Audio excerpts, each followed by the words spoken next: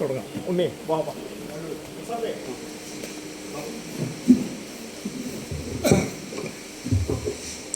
സുഹൃത്തുക്കളെ, നമ്മൾ നമ്മുടെ മനോധർമ്മ അഭിനയ മത്സരം എന്നുള്ള രീതിയിലുള്ള ഒരു ആക്ടിംഗ് പ്രാക്ടീസ് തുടങ്ങുകയാണ്. അതിന് മുന്നേ ഇതിൻ്റെ ഇതിൻ്റെ ഈവൻ്റ് എന്നുള്ള രീതിയിൽ 16ാമത് ഭരത് PJ ആൻ്റണി അവാർഡിൻ്റെ പരിപാടികളാണ് കഴിഞ്ഞ 2 ദിവസമായിട്ടും ഇന്നും തുടർന്നുകൊണ്ടിരിക്കുന്നത്. 38 ഫിലിംസും പിന്നെ സ്പെഷ്യൽ സ്ക്രീനിങ് അടക്കം 45ഓളം ഫിലിംസാണ് നമ്മൾ 3 ദിവസങ്ങളായിട്ട് സ്ക്രീൻ ചെയ്തുകൊണ്ടിരിക്കുന്നത്. ഡിസംബർ 26-ാം തീയതി കാലത്ത് സ്ക്രീനിങ് തുടങ്ങി. ഈ 26-ാം തീയതി വൈകിട്ട് 5 മണിക്ക് മണിലാൽ എന്ന് പറഞ്ഞ സംവിധായകൻ ഉദ്ഘാടനം ചെയ്തു. അദ്ദേഹത്തിൻ്റെ 2 മികച്ച ഡോക്യുമെൻ്ററികൾ കാണിച്ചു. പിന്നെ പിന്നിമട്ടി ആയിട്ട് ബന്ധപ്പെട്ടുള്ള പിന്നിമട്ടി നിർമ്മിച്ച ഞാനടക്കം സംവിധാനം ചെയ്ത ലോങ് ഡോക്യുമെൻ്ററികളും ഷോർട്ട് ഫിലിമും അതെല്ലാം പ്രദർശനം കഴിഞ്ഞിരിക്കുന്നു. പാർട്ട് ONO ഫിലിംസ് എന്ന് പറയുന്നത് practice association with rural theatres, അതാണ് PART, practice association with rural theatres. അതിൻ്റെ 25ാം വാർഷികാഘോഷങ്ങളാണ്. 1999 തുടങ്ങിയതാണ്. അപ്പോൾ അങ്ങനെ വന്ന് 25ാം വാർഷികാഘോഷം എന്നുള്ളത് രീതിയിൽ നമ്മൾ നാടകം ആക്ടിംഗ് വർക്ക്ഷോപ്പ് അങ്ങനെ വെച്ച് വന്നിട്ട് കഴിഞ്ഞ 16 വർഷമായിട്ടാണ് നമ്മൾ ഈ നാടകരചന മുതലുള്ള അവാർഡുകൾ കൊടുത്തുകൊണ്ടിരിക്കുന്നത്. ഒരു 2008 മുതൽ എന്ന് പറയാം, 8-9. അപ്പം 16ാമത് അവാർഡാണ് ശരിക്കും. നാടകരചന, ഡോക്യുമെൻ്ററി പിന്നീട് കയറി, പിന്നെ ഷോർട്ട് ഫിലിംസ് കയറി, കുട്ടികളുടെ ഫിലിം കയറി. പിന്നെ കഴിഞ്ഞ വർഷം വരെ നമ്മൾ സോളോ ആക്ട് എന്ന് പറഞ്ഞിട്ടുള്ളൊരു സോളോ ആക്ടിങ് പ്രാക്ടീസ് സാപ്പ് എന്ന് പറഞ്ഞൊരായിട്ടുണ്ടായിരുന്നു. കോമ്പറ്റീഷനിൽ തന്നെ ഉണ്ടായിരുന്നു, വീഡിയോ കണ്ടിട്ടുള്ള സംഗതി. ഫോക്കസ് എന്ന് പറഞ്ഞൊരു സംഭവം ഉണ്ടായിരുന്നു. അതാത് സ്വന്തം ജില്ലകളിലെ ഏതെങ്കിലും എഴുത്തുകാരൻ്റെ അല്ലെങ്കിൽ എഴുത്തുകാരിയുടെ ഒരു എന്തെങ്കിലും എടുത്തിട്ട് 10 മിനിറ്റ് ഗ്രൂപ്പായിട്ട് ആക്ട് ചെയ്യില്ല എന്നാണ്. സ്വന്തം ജില്ല കേന്ദ്രീകരിച്ചായിരുന്നു. 3-4 കൊല്ലം നടത്തി. പക്ഷേ അതിൻ്റെ എൻട്രി വളരെ കുറവാണ്. പിന്നെ സോളോ ആക്ടിംഗ് എന്ന് പറഞ്ഞാൽ ലോക സാഹിത്യത്തിലെ ഏതെങ്കിലും ഒരു ക്യാരക്ടർ ചെയ്യുക എന്നുള്ളതാണ്. അതാണ് സോളോ ആക്ടിംഗ് പ്രാക്ടീസ് സാപ്പ്. നമുക്ക് മാക്ബത്ത് എടുക്കാം, ഏതെടുക്കാം. വിശ്വസാഹിത്യത്തിലെ ഏതെങ്കിലും നോവലോ കഥയോ കവിതയോ ഏതാണെങ്കിലും അതിൻ്റെ ഒരു ക്യാരക്ടർ ജസ്റ്റ് 5 മിനിറ്റ് ചെയ്യുക എന്നുള്ളതാണ്. നമ്മൾ മോണാക്ട് ചെയ്യുന്നത് പല ക്യാരക്ടേഴ്സാണ്. ഇതൊറ്റ ക്യാരക്ടർ 5 മിനിറ്റ് ചെയ്യുക എന്നുള്ളതാണ്. അത് ഇത്തവണ നമ്മൾ അത്ര വീഡിയോസ് എന്നുള്ള ഒഴിവാക്കിയെന്ന് മാത്രം. അതിനകത്ത് കാര്യമായ ഇത് വരുന്നില്ല. മോണാക്ട് ആണെങ്കിൽ ഒരുപാട് വന്നേനെ, പക്ഷേ ഇത് സെലക്ഷൻ്റെ അതിൻ്റെ പ്രശ്നം വരിക. പിന്നെ ഫോക്കസ് എന്താണെന്ന് അറിയാതെ നമ്മുടെ സ്വന്തം ജില്ലയിലെ എഴുത്തുകാരികൾ തിരിച്ചറിയാൻ വേണ്ടിയിട്ടാണത്. മനസ്സിലായി. ഫോക്കസ് എന്ന് പറയുന്നത് അതാത് ജില്ലകളിലെ എഴുത്തുകാരെ എടുത്തിട്ട് വേണം ചെയ്യാൻ. ഇപ്പോൾ കോഴിക്കോടുള്ള ആൾ പോയിട്ട് എറണാകുളത്തൊരു എഴുത്തുകാരനെ എടുത്തിട്ട് കാര്യമില്ല. അപ്പോൾ അങ്ങനെ താളം തെറ്റിയിട്ടാണ് വന്നിരുന്നത്. എന്നാലും നമ്മൾ കുറച്ച് വർഷം കൊടുത്തു, 2-3 വർഷം കൊടുത്തു. അത് കുറച്ചുകൂടി വിപുലമായിട്ട് അടുത്ത വർഷത്തേക്ക് അത് ചെയ്യണം. അതിൻ്റെ ഗൗരവം മനസ്സിലായിട്ടില്ല. അപ്പോൾ അതുകൊണ്ട് ഷോർട്ട് ഫിലിം ഡോക്യുമെൻ്ററി അവാർഡുകളാണ് പോയിക്കൊണ്ടിരിക്കുന്നത്. മനോധർമ്മ അഭിനയ മത്സരം എന്ന് പറഞ്ഞ് 2009 മുതൽ തുടങ്ങിയതാണ്. അപ്പോൾ അത് ഏകദേശം 16 വർഷമാണെന്നുള്ളത്. അപ്പം അതിൻ്റെ ഏറ്റവും ആദ്യത്തെ വിന്നറാണ് നമ്മുടെ ഇന്നത്തെ നടൻ സുനിൽ സുഗത. ഏറ്റവും ഫസ്റ്റ് വിന്നറാണ്. അന്ന് ഒരു സലീം കുമാറിന് അവാർഡ് കിട്ടിയ കൊല്ലമാണ്. സലീം കുമാറിനെ സ്പെഷ്യൽ ഗസ്റ്റായിട്ട് വിളിക്കുകയും ആ കൊല്ലം റീജിയണൽ തിയേറ്ററിലാണ് നടത്തിയത്, ഇവിടെയല്ല, അവിടെ നടത്തിയത്. അന്ന് സുനിൽ സുഗത വരുന്നു, 10-30 പേര് പങ്കെടുക്കുന്നു. പുള്ളി ആ സമയത്ത് എന്തോ ഹോട്ടൽ ജോലിയും കാര്യമൊക്കെ ആയിട്ട് നടക്കുകയായിരുന്നു. ചെറിയ ഷോർട്ട് ഫിലിമൊക്കെ എടുത്ത് നടക്കുകയാണ്. ആ സുനിൽ സുഗതയാണ് പിന്നീട് ഇന്നലെ ഞാൻ ഉദ്ഘാടനത്തിൻ്റെ മുഖ്യാതിഥിയായിട്ട് വന്ന് സംസാരിച്ചു. പുള്ളി ഫസ്റ്റ് മനോധർമ്മ അഭിനയ മത്സരം എങ്ങനെയാണ് പുള്ളിക്ക് കിട്ടിയതെന്നുള്ളത്. അതുപോലെ തന്നെ ഒരുപാട് പേര്, പൂജ, ഗുരുവായൂർ, അവരൊക്കെ ഇതിന് വിന്നേഴ്സാണ്. ചെറുതും വലുതുമായിട്ടുള്ള കുട്ടികൾ. ഇപ്പോൾ പ്രസാദ് കുഴക്കൂട്ട് 1 വർഷത്തെ വിന്നറാണ്. പിന്നത്തെ വർഷം മുതൽ നമ്മൾ ജഡ്ജ്മെൻറ്റിൽ ഇരുത്തിയെന്ന് മാത്രം, പിന്നെ അഭിനയിക്കരുതെന്ന് പറഞ്ഞു. അങ്ങനെ കുറച്ച് പേരുണ്ട്. നമുക്കിന്ന് ഉണ്ണിസത്താർ എന്ന് പറയുന്ന പ്രശസ്തനായിട്ടുള്ള അസോസിയേറ്റ് ഡയറക്ടറും ആക്ടറും ഒക്കെ ആയിട്ടുള്ള ഉണ്ണിസത്താറിനെയാണ് നമുക്ക് കിട്ടിയിരിക്കുന്നത്. എൻ്റെ ഒരു ക്ലോസ് ഫ്രണ്ടാണ്. ഞങ്ങൾ മറ്റ് ചില ജഡ്ജ്മെൻറ്റുകൾ ഞങ്ങളൊക്കെ ഒരുമിച്ചിരിക്കുന്നതാണ്, ജില്ലാ സ്റ്റേറ്റ് കലോത്സവങ്ങളൊക്കെ. ഉണ്ണിസത്താർ PT കുഞ്ഞുമോൻ്റെ അസോസിയേറ്റ് ഡയറക്ടറാണ്. ഉണ്ണിസത്താറാണ് കഴിഞ്ഞ കുറേ വർഷങ്ങൾക്ക് മുമ്പ് ഗാന്ധി നാടകത്തിലെ കണ്ണൂർ സംഘേന സ്വാതന്ത്ര്യത്തിൻ്റെ മുറിവുകൾ കളിക്കുമ്പോൾ അതിൽ ഗാന്ധി നാടകത്തിൽ ഗാന്ധിയായിട്ട് അഭിനയിച്ച ഉണ്ണിസത്താർ അന്നത്തെ മികച്ച നടനായിരുന്നു. പുള്ളി ഈ ഫിഗർ നോക്കണ്ട, എന്തായാലും ഗാന്ധിയായിട്ട് തന്നെയാണ്. എന്തായാലും ഗാന്ധി ആ നാടകം കാണുന്നില്ലല്ലോ, പക്ഷെ ഗംഭീര പെർഫോമൻസ് ആയിരുന്നു, മേക്കപ്പും കാര്യങ്ങളൊക്കെ ആയിട്ട്. അപ്പോൾ അതിനുശേഷം പല നാടകങ്ങളും, ശശിധരൻ നടുവിൻ്റെ നാടകങ്ങളും ഒരുപാട്. അപ്പോൾ അങ്ങനെ വന്ന് ഫിലിം അസോസിയേറ്റ് ആയിട്ട് നിൽക്കുന്നു. അങ്ങനെ മറ്റു നാടകങ്ങൾ ട്രൂപ്പൊക്കെ ഉള്ള ആളാണ്. അപ്പോൾ അദ്ദേഹമാണ് നമ്മൾ ഉദ്ഘാടകനായിട്ട് വന്നിരിക്കുന്നത്. പ്രസാദ് കഴക്കൂട്ട് ഉണ്ട്, സൂരജ് ഉണ്ട്, എൻ്റെ മകൻ തീയോ ഉണ്ട്. അവരൊക്കെ സംഘാടകരായിട്ട് വരുന്നു. ഒരു 12:45 മുതലൊക്കെ ഫിലിംസ് ഇടണം. അതുകൊണ്ട് തന്നെ ഇതൊരു 2 റൗണ്ട് എന്നുള്ള രീതിയാണ് ഇതിൻ്റെ. ഈ ആക്ടിങ് എന്ന് പറയുന്നത് നിങ്ങൾ ഏതെങ്കിലും ഫിലിം ഓഡീഷന് ചെന്നാൽ പോലും ക്വിക്കായിട്ട് നിങ്ങൾക്ക് റിയാക്ട് ചെയ്യേണ്ടി വരും. ഫിലിം ഓഡീഷനിൽ ഇങ്ങനെ കാത്തു നിൽക്കും, 100-300 പേര് കാത്തു നിൽക്കുമ്പോൾ ജസ്റ്റ് കയറുന്നു, അടുക്കള ചെയ്യാൻ പറയുന്നു, ടക്ക് ടക്ക് നമ്മൾ ചെയ്യണം. എന്തെങ്കിലും ഫീലിംഗ് ആയിരിക്കും ചില പറയാം. അപ്പോൾ ആ ഫിലിം ഓഡീഷൻ ടെസ്റ്റിന് ഇംപ്രവൈസേഷൻ എന്നുള്ളത് മനോധർമ്മം വളരെ ഇമ്പോർട്ടൻ്റ് ആണ്. ഐഡിയ പറയുമ്പോൾ അപ്പോൾ ഇംപ്രവൈസ് ചെയ്യണം. ഇൻ്റർവ്യൂസിന് ചെല്ലുമ്പോഴും ധൈര്യം വരും. ഇൻ്റർവ്യൂകൾ ഇപ്പോൾ ഒരു എക്സാമ്പിൾ പറഞ്ഞാൽ, നിങ്ങളൊരു ഇൻ്റർവ്യൂ ബോർഡിൽ ചെല്ലുന്നു, നാടകക്കാരൻ ചെല്ലുന്നു, അല്ലാത്തവൻ ചെല്ലുന്നു, വ്യത്യാസം ഉണ്ടായിരിക്കും. ആക്ടിങ് ഉള്ളിലുള്ളവൻ ചെല്ലുമ്പോൾ ഒരു എക്സാമ്പിൾ പറഞ്ഞുതരാം. ഒരു ഷിപ്പ് യാർഡിലൊരു ഇൻ്റർവ്യൂ ആണ്. ഷിപ്പ് യാർഡിൽ ഇൻ്റർവ്യൂ ഞാനൊക്കെ പണ്ട് ഇംഗ്ലീഷ് ക്ലാസ് എടുക്കുമ്പോൾ ധാരാളം പറഞ്ഞിട്ടുണ്ട്. ഒരു ഇൻ്റർവ്യൂസിൻ്റെ ഒരു ലോക ചരിത്രമുണ്ട്, വിറ്റുകളുടെ ചരിത്രമാണത്. അത് മുഴുവൻ നടീനടന്മാരല്ല, പക്ഷെ ഉള്ളിൽ അഭിനയമുള്ളവരാണത് അതിജീവിച്ചതെന്നുള്ളതാണ് അതിൻ്റെ തമാശ. ഇപ്പോൾ ഒരു എക്സാമ്പിൾ ഇതാണ്. ഷിപ്പ് യാർഡിലെ ഇൻ്റർവ്യൂവിന് ചെല്ലുകയാണ്. ഇൻ്റർവ്യൂ ബോർഡ് ഇങ്ങനെ ഇരിക്കുന്നു, കോട്ട് സൂട്ട്, ഒരു പയ്യൻ കയറി വരുന്നു. ഫസ്റ്റ് ക്വസ്റ്റ്യനാണ്, എന്താണ് ക്വീൻ എലിസബത്തിൻ്റെ മൂഡ് എപ്പോഴും നനഞ്ഞിരിക്കുന്നത്? 1-2 പേര് ആകെ പാച്ചു. എന്തു ചോദ്യം? Why is the bottom of Queen Elizabeth is always wet? എന്താ ഇങ്ങനെ ചോദിക്കുന്നത്? എലിസബത്ത് രാജ്ഞിയുടെ മൂഡ് എന്താ നനഞ്ഞിരിക്കുന്നത്? ഔട്ട്. രണ്ടാമത്തെ ആൾ വന്നു, റിയാക്ഷനിൽ ചിരിച്ച് ആകെ വിഷമിച്ച്. ഒരു മിനിറ്റ് സമയം കൊടുക്കും. ഒരു പയ്യൻ കയറി വന്നു, കേട്ട ഉടനെ, it's very simple, it's A ship. Queen Elizabeth, the name of A ship. അതിൻ്റെ മൂഡ് എപ്പോഴും നനഞ്ഞിരിക്കില്ലോ. സെലക്റ്റഡ്. അവർ ഈ മറുപടി ഷിപ്പ് യാർഡിൽ ഇൻ്റർവ്യൂവിന് വരുമ്പോൾ ക്വീൻ എലിസബത്തിൻ്റെ മൂഡ് നനഞ്ഞിരിക്കുന്നു പറയുമ്പോൾ മനസ്സിലാവണ്ടേ? അവർ വേറൊരു ഇൻ്റർവ്യൂ ബോർഡിൽ ലിഫ്റ്റ് കട്ട് ചെയ്തവർ സ്റ്റെപ്പ് കയറി ഇങ്ങനെ വരണം. സ്റ്റെപ്പ് കയറി വന്നു, 3-ാം നിലയിലാണ്. ആകെ വശ നിലയായിട്ട് കയറി വരുമ്പോൾ പെട്ടെന്ന് ചോദ്യമാണ് കയറി വന്നത്. കേട്ടിന്ന് പറഞ്ഞു, നമ്പർ 1 കയറി. എങ്ങനെയാണ് വന്നത്? ലിഫ്റ്റില്ലല്ലോ സാർ, സ്റ്റെപ്സ് എല്ലാം കയറി. എത്ര സ്റ്റെപ്സ് കയറി? കൗണ്ട് ചെയ്തില്ല സാർ. ഔട്ട്. അവനെ പിടിച്ച് വേറെ റൂമിലിട്ടു. അപ്പോൾ ലോക്ക് ചെയ്തു. അടുത്ത ആൾ വിളിച്ചു. 3-ാമത്തെ ആൾ വന്നു. ഒരു ചമ്മലുമില്ല. 36 സ്റ്റെപ്സ് സാർ. 37 ഉണ്ടല്ലോ. ഞാനൊരു സ്റ്റെപ്പ് ഡബിളായിട്ട് ചാടി കയറി സാറിന്. 37 സ്റ്റെപ്പ് ഉണ്ടെന്ന് അവർ പറയുമ്പോൾ ഒരു 36 ഉണ്ട്. വെറുതെ 36 അടി ഏകദേശം മനസ്സിൽ വന്നു. 8, 8, 3, 24 അങ്ങനെ. അപ്പോൾ 9, 20 അങ്ങനെ കണക്ക് കിട്ടും. അങ്ങനെയാണ് അവൻ്റെ. അപ്പോൾ ഒരു സ്റ്റെപ്പ് കുറഞ്ഞു. അപ്പോൾ ഞാൻ 2 സ്റ്റെപ്പ് ചാടി കയറി വേഗത്താൻ വേണ്ടി സെലക്റ്റഡ്. ഇങ്ങനെയാണ്. അപ്പോൾ ഇതിൻ്റെ അകത്ത് നമ്മൾ കണ്ടത് ഒരു മനോധർമ്മ സ്പോട്ടിലാണ്. അത് നമ്മൾ ഏത് സ്ഥലത്ത് നമുക്ക് ആവശ്യം വരുന്നു എന്നുള്ളതാണ്. അപ്പോൾ അത് ആക്ടർ എന്ന് പറഞ്ഞാൽ ഒരു നാടക ട്രൂപ്പ് ഉണ്ടെങ്കിലും അതിൽ ഓരോരുത്തരും ഇംപ്രോവൈസേഷൻ ചെയ്യുന്നതാണ് പറയുക. സെൻട്രൽ ക്യാരക്ടർ ആൾ ചെയ്യുന്നു, ചെറിയ റോൾ ചെയ്യുന്നൊക്കെ എല്ലാവരും ഒരു അരമണിക്കൂർ മനോധർമ്മം ചെയ്ത് വേണം അത് വളരാൻ. എല്ലാവരും ഈക്വലായിട്ട് ആക്ട് ചെയ്യാൻ പറ്റും. എന്നിട്ട് വേണം നമ്മൾ കാസ്റ്റിങ്ങിലേക്ക് വരാനായിട്ട്. എല്ലാ നാടക ട്രൂപ്പിനും നമ്മൾ കൊടുക്കാറുള്ള ഉപദേശമാണ് എല്ലാവർക്കും ആക്ടിങ് കൊടുക്കാനുള്ള ചാൻസ് കൊടുക്കണം. ഫിലിമിലും അതുപോലെ തന്നെ ഇംപ്രവൈസേഷൻ. ഇപ്പം നമ്മുടെ ജഗതി ചേട്ടനോ അല്ലെങ്കിൽ പി ജാനിച്ച് ഇംപ്രവൈസേഷൻ്റെ ഉസ്താദുകളാണ്. ഡയലോഗ് ഒന്ന് 10 സ്റ്റൈലിലങ്ങ് പറഞ്ഞു കൊടുക്കും. ഏത് വേണമെങ്കിൽ പിടിച്ചോളാൻ പറയും ഡയറക്ടറോട്. അതാണ് പി ജാനി ചേട്ടൻ്റെ രീതി. ഒരു ഡയലോഗ് ഏത് മോഡുലേഷനിൽ എങ്ങനെയാണ് പറയുന്നത് നിങ്ങൾക്ക് ഇഷ്ടമുള്ള എടുത്തോളാൻ പറയും.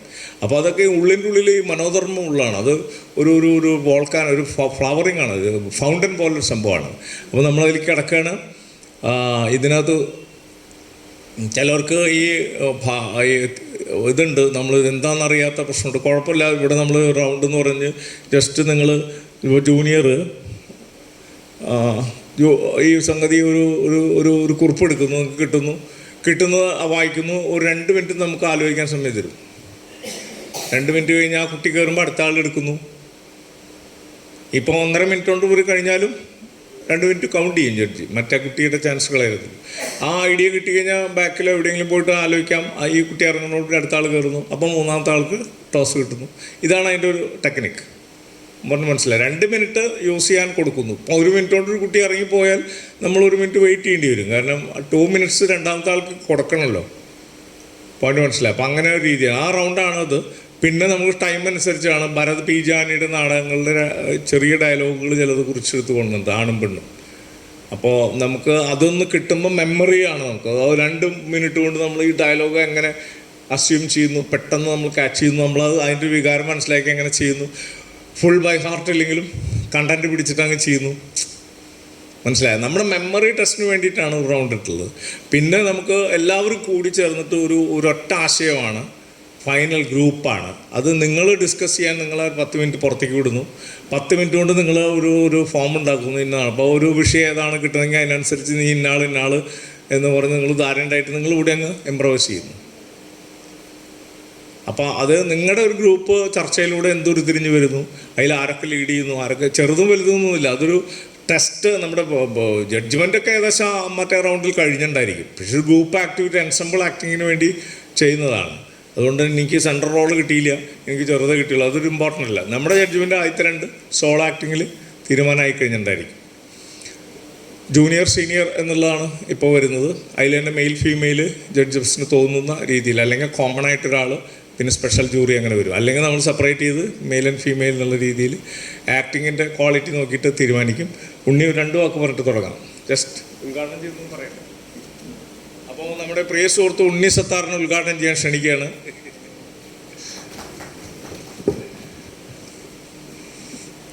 പ്രിയമുള്ളവരെ, നമുക്ക് ഇരുന്നിരുന്ന് ബോറടിച്ച് രാവിലെ 9:30 തൊട്ടിരിക്കുന്നതാണ്.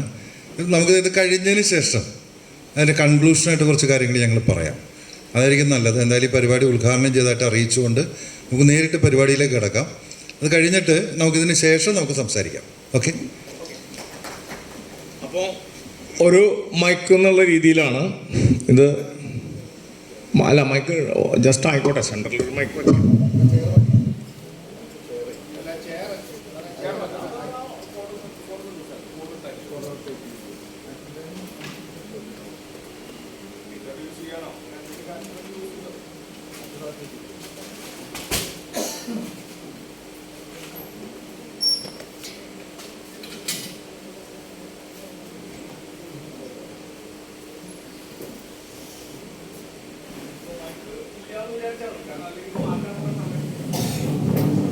ടൈറ്റിൽ പറയാനോ എന്തെങ്കിലും ആവശ്യത്തിന് ഉപയോഗിക്കാൻ വേണ്ടി മാത്രം.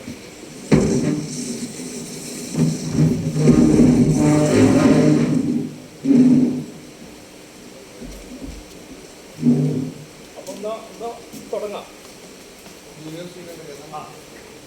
പ്രസാദേ,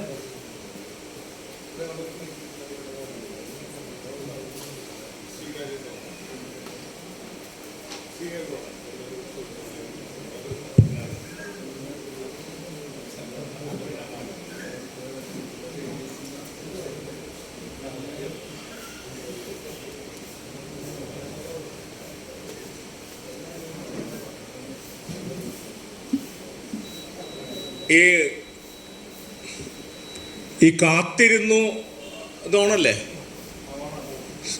കാത്തിരുന്നു എന്ന് പറയുന്നതിൽ വലിയ മീനിങ് ഒന്നുമില്ല.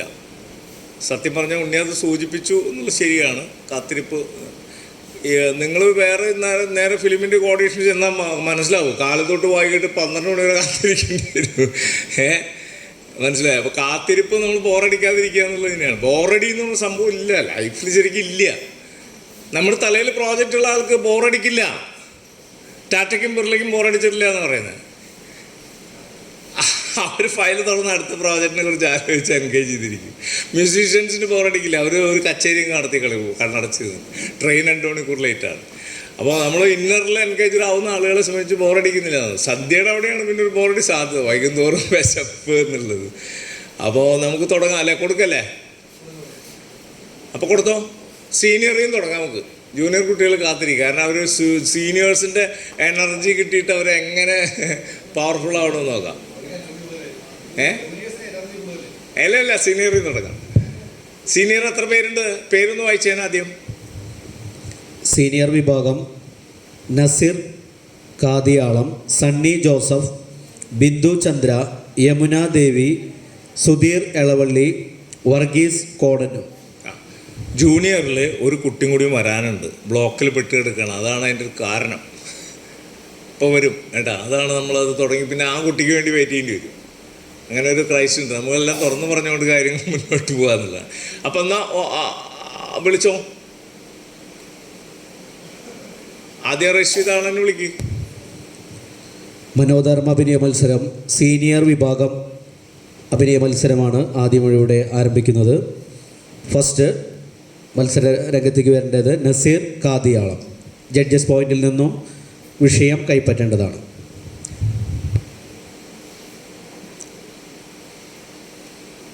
ഒരു ടോസ് എടുക്കുക, തുറന്നു നോക്കുക, ആരെയും കാണിക്കരുത്. നിങ്ങൾ രഹസ്യമായിട്ട് ആ സബ്ജക്റ്റ് എന്താണെന്ന് ലാസ്റ്റ് പറഞ്ഞാൽ മതി. നിങ്ങളുടെ ആക്ടിങ് കഴിയുമ്പോഴേ പറയേണ്ടത്. ഒരു 2 മിനിറ്റ് ആലോചിച്ചോ. അത് കഴിഞ്ഞ് പോകരുത്. ഒന്ന് മന്നം ചെയ്തോ, സ്റ്റേജ് കണ്ടിട്ടേ എങ്ങനെ പെർഫോം ചെയ്യുന്നത് എഴുതിയ എത്തിയിട്ടുണ്ട്.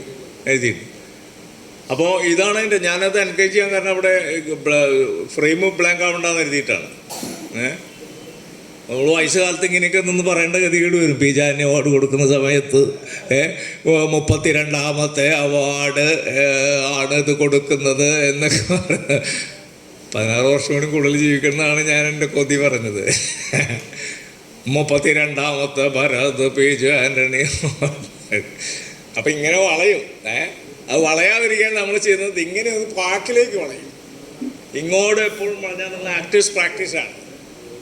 നിങ്ങൾ ആക്ടേഴ്സിന് എപ്പോഴും ഒരു വോയിസ് കൺട്രോൾ എന്ന് പറയുന്ന സംഗതിയുള്ളത്. അവൾ റെഡി ആവണവരായിട്ട് വോയിസ് കൺട്രോളാണ്. നമ്മൾ സ്റ്റേജ് എന്ന് പറയുന്നത് റിയൽ ലൈഫിൻ്റെ ആ റീപ്രൊഡക്ഷൻ അല്ല, ഒരു എക്സാജറേറ്റഡ് റീപ്രൊഡക്ഷനാണ്. ഒരു 10 ഡിഗ്രി കൂട്ടി പിടിക്കണം. അതാണ് സ്റ്റേജിൻ്റെ പ്രത്യേകത. ഫിലിമിൽ ആക്ടിങ് ഇല്ല, ബിഹേവ്. നിങ്ങൾ ഇമാജിൻ ചെയ്ത് ചെയ്യണം. ഓക്കെ, അപ്പോൾ ആക്ട് ആൻഡ് ബിഹേവ് അതിൻ്റെ ഇടയിൽ പറയാം. ഓക്കെ, സ്റ്റാർട്ട് ചെയ്യാം. ഫസ്റ്റ് കോണ്ടസ്റ്റൻ്റ് വരുന്നു. കഴിഞ്ഞിട്ട് ലാസ്റ്റ് പറഞ്ഞാൽ മതി ആശയം കേട്ടാ.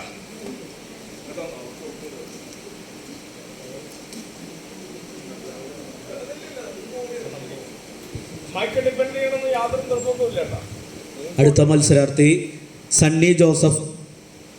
ജഡ്ജസ് പോയിന്റിൽ നിന്നും വിഷയം കൈപ്പറ്റുന്നത്.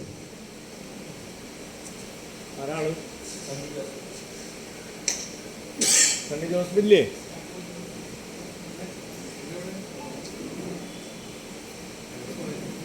അടുത്ത ആൾ കൊടുക്ക്.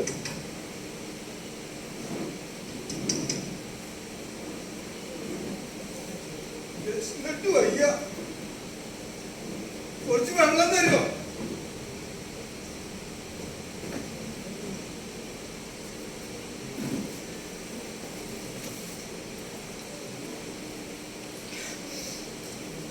നന്ദി.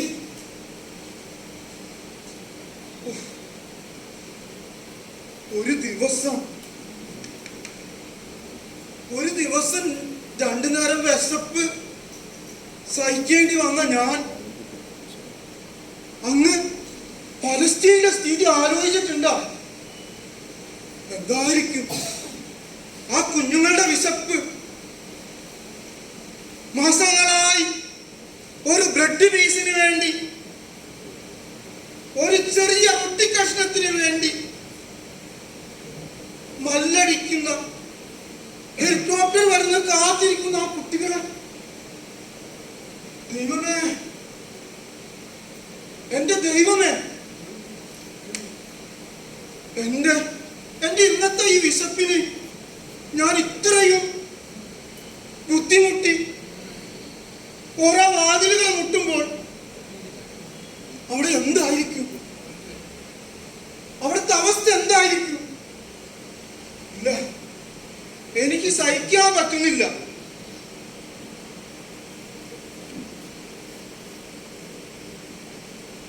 നീയും വിശപ്പാണോ? നിനക്കും വിശപ്പാണോ? നീ ഒന്നും കഴിച്ചിട്ടില്ലേ? ഒന്നും കുടിച്ചിട്ടില്ല നീ? ദൈവമേ, ഇവന് ജീവനില്ലാന്ന് തോന്നുന്നു. ഇവന് ജീവനില്ലാന്ന് തോന്നുന്നു.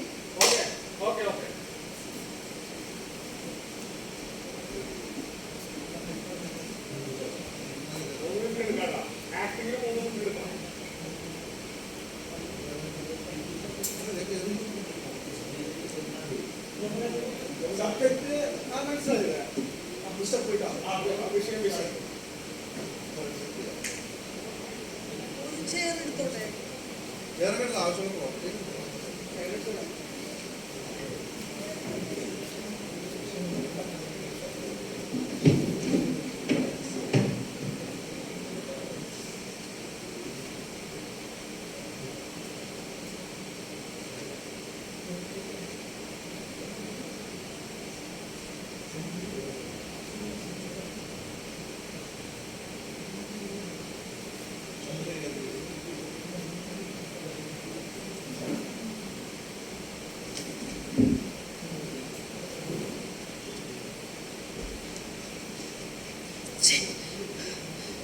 തൊട്ടുപോലെ തന്നെ പകല് മുഴുവൻ പണിയെടുത്ത് നിങ്ങൾക്ക് വെച്ച് വിളമ്പി കാത്തിരുന്നവളാണ് ഞാൻ. ഒരു പണിക്കും പോവാതെ കിട്ടുന്ന കാശ് കട്ടുകൊണ്ട് പോയി കള്ളു കുടിച്ച് വന്നിരിക്കുന്നു. തൊഴിൽ തന്നെ അറപ്പാണ് നിങ്ങളോട് എനിക്ക്.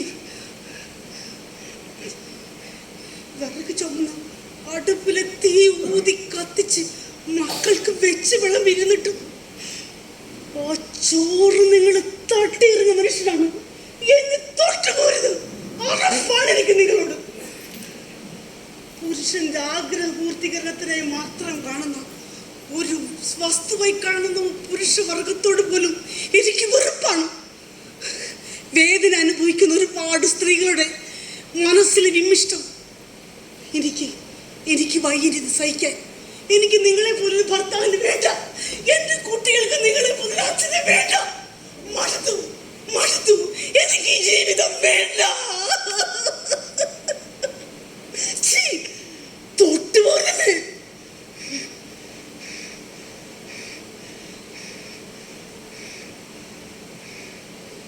ഒരു സ്ത്രീയുടെ ജീവിതം അവൾ തീരുമാനിക്കണം. അവളാണ് വിജയം. ഇത്രയും പറഞ്ഞുകൊണ്ട് നിർത്തും. റെഡി? ഓക്കെ. സരസോ, അവൻ എന്താടേ ഇത്ര നേരമായിട്ടും കാണാനല്ലോ? ഞാൻ ഇന്ന് കുറച്ച് വഴക്ക് പറഞ്ഞിട്ടായിരുന്നു അവന് ആരേലും കൂടെ പോയോ? കാണാനില്ലല്ലോ.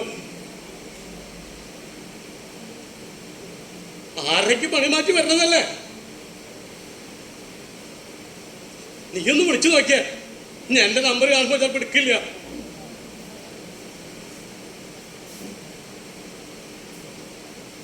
അവൻ നിന്നോട് വല്ലതും പറഞ്ഞ മക്കളല്ലേ? അവന് എന്തെങ്കിലും വഴി തെറ്റിപ്പോകുമ്പോൾ നമ്മൾ കാണുമ്പോൾ എന്തെങ്കിലുമൊക്കെ പറയില്ലേ? അതിനോട് വീട്ടിൽ വരാതിരിക്കുക. എത്ര നേരമായി? ഇന്നലെയൊക്കെ നേരത്തെ വന്നല്ലേ? സമാധാനമില്ലല്ലോ ഈശ്വര. ഇത് അവൻ ഈ പ്രായമാകുമ്പോഴേ അറിയുള്ളൂ. ഈ മക്കള് വീട്ടിൽ നിന്ന് ഇറങ്ങിപ്പോയി സമയത്തിന് വന്നില്ലെങ്കിൽ വിഷമമുണ്ടല്ലോ. ഞാനതിന് എന്താ പറഞ്ഞ വലുത് പറഞ്ഞ നിനക്കൊന്ന് പറഞ്ഞു മനസ്സിലാക്കി കൊടുത്തൂടെ മോളെ?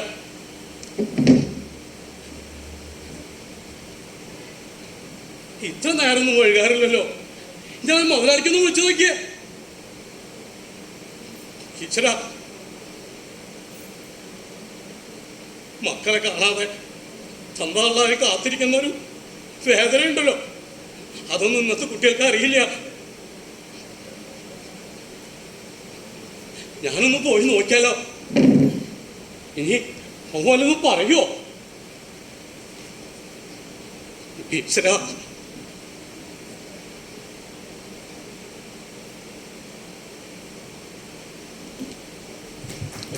കാത്തിരിപ്പ്, അതാണ് എൻ്റെ സബ്ജക്റ്റ്. എൻ്റെ പേര് സുധീർ അളവള്ളി. Okay, ready?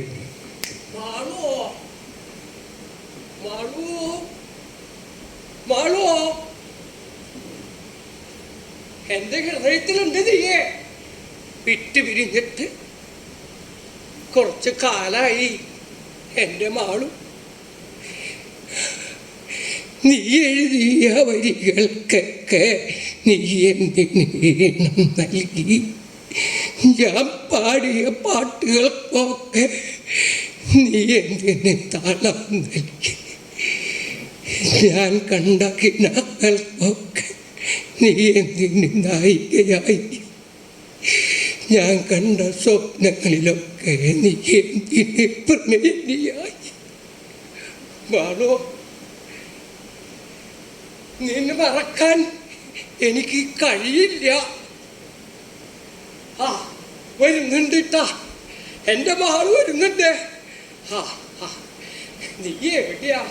കാലം കുറയായി നീ എന്നെ വിട്ടു പോയിട്ട്. ഓർമ്മയിലൊക്കെ പോയി നിനക്ക്. വാ, ആ മൂവാണ്ടം ബാവുമ്മ ഇരുന്ന് കടുങ്കഥ പറഞ്ഞതൊക്കെ നിനക്ക് ഓർമ്മയില്ലേ? നീ മറന്നെടുക്കോ? ഞാനിവിടെ നിന്റെ ഓർമ്മകളായിട്ട് ഇങ്ങനെ കഴിയാ. നോക്കിയേ, ആ ഒഴിഞ്ഞാല് നീയും ഞാനും ആടിയ ഒഴിഞ്ഞാൽ ഇന്നും അവിടെ ഉണ്ട്. നിന്റെ ആ സ്നേഹം നിന്റെ വാക്കുകളിലും പ്രവർത്തികളിലും ഞാൻ അനുഭവിച്ച് ജീവിക്കാൻ. നീ എൻ്റെ മനസ്സിലുണ്ട്, എനിക്കറിയാം. ഇടയ്ക്കിടയ്ക്ക് എൻ്റെ സ്വപ്നങ്ങളിലെങ്കിലും നീ വന്നോളൂട്ടാ. എനിക്ക് മറക്കാൻ പറ്റില്ലല്ലോ നമ്മൾ ജീവിച്ച് കഴിച്ചു കൂട്ടിയ കാലം. ശരി, നീ യാത്ര പറയാൻ എനിക്കറിയാം. നീ എന്നെ എപ്പോഴെങ്കിലൊക്കെ നിന്റെ ആ സ്വർഗത്തിലിരുന്ന് എന്നെ കുറിച്ചുള്ള സ്വപ്നങ്ങളെ ഇടയ്ക്കൊക്കെ അയവറക്കണം കേട്ടോ. ശരി ശരി, എനിക്ക് നിന്നെ കുറിച്ച് ഓർമ്മകളിൽ എപ്പോഴും ഉണ്ട് എൻ്റെ മാളുവോ. മാളുവോ, പ്രണയം. Okay, thank U.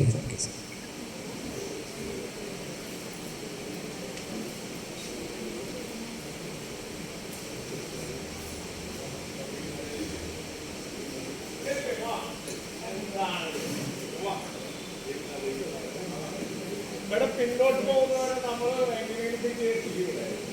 ജസ്റ്റ് കയറിയിട്ട് വെറുതെ യമുനാദേവി അനൗൺസ് ചെയ്തോ.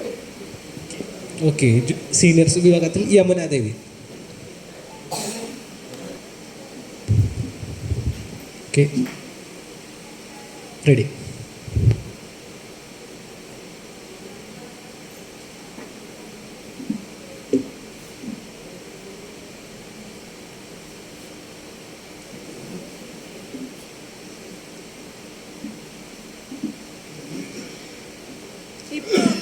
ഇപ്പം നീ എന്തിനാണ് വന്നത്?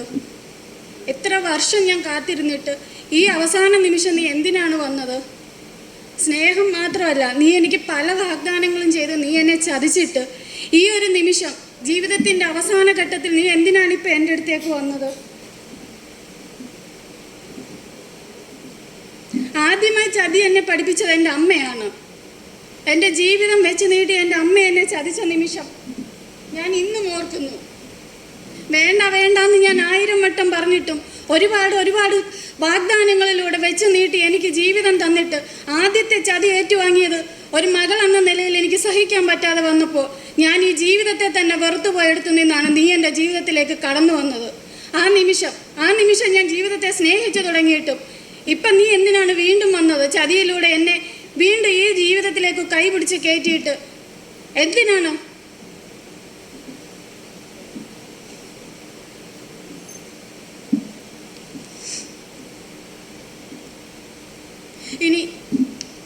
ഇനി നീ മാത്രമാണ് എൻ്റെ പ്രതീക്ഷ, എൻ്റെ ജീവിതം.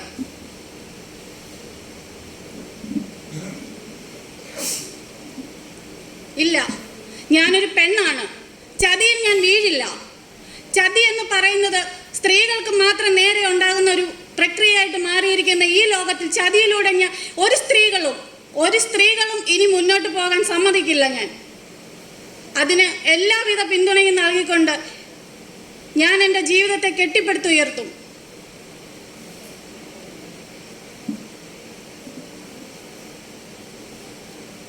ഒരു സ്ത്രീക്ക് ഇന്ന് ഏറ്റവും വലുത് അവളുടെ ആത്മാഭിമാനമാണ്. ആ ആത്മാഭിമാനത്തിലൂടെ തൊഴിൽ ചെയ്ത് സ്വയം ജീവിക്കാനുള്ള ആർജവം നേടാൻ, കരുത്ത് നേടാൻ എല്ലാ സ്ത്രീകൾക്കും വേണ്ടി ഞാൻ ഉന്നമനം ചെയ്യുന്നു. Thank you. വിഷയം ഒന്ന് പറഞ്ഞിട്ട് പോയി.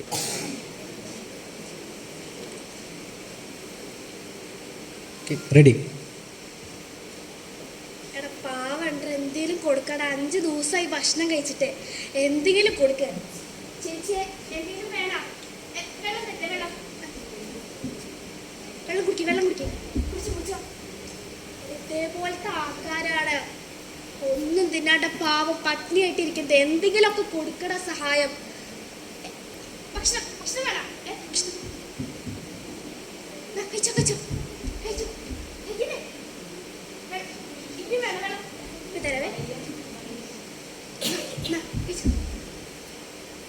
പാവട മോണ്ടാണ്ട അതിന്റെ കൊച്ചുങ്ങള് തിന്നിട്ട 4 മാസായി. അത് കിടക്കണ കിടപ്പ് കണ്ട. നമുക്ക് എന്നും തിന്നാൻ കിട്ടിയിട്ട് തന്നെ നമ്മളൊക്കെ വലിച്ചെറിയ. അപ്പൊ ആ തിന്നാണ്ടിരിക്കണ ചേച്ചി ഒരു വെള്ളത്തിന് വേണ്ടി കിഞ്ചിയ. ചേച്ചിക്ക് എന്തിനു വേണം? ഞാൻ സഹായിക്കാം. മതിയായോ? ഇതേപോലത്തെ മനുഷ്യരാ ഇങ്ങനെ കിടക്കണത്. നീ വേണോ? വേണ്ട. കണ്ടടാ, കണ്ണിന്ന് വെള്ളം നിറഞ്ഞത് കണ്ട. സന്തോഷ കണ്ണീരത്. ആ ചേച്ചിയുടെ മുഖത്തുണ്ടായ സന്തോഷ കണ്ണീര് അതാടാ നമ്മുടെ ജീവിതം നയിക്കണത്. നമ്മള് ഓരോന്ന് വലിച്ചെറിയുമ്പോ അവരതൊക്കെയാ തിന്നണേ. നമ്മള് എന്നും തിന്നാൻ കിട്ടിയിട്ട് തന്നെ ഇങ്ങനെ. അപ്പൊ അവരോ ഒറ്റ ദിവസം പോലും കിട്ടാണ്ട് കെഞ്ചിയ. അവര് കെഞ്ചിയ. നന്ദി.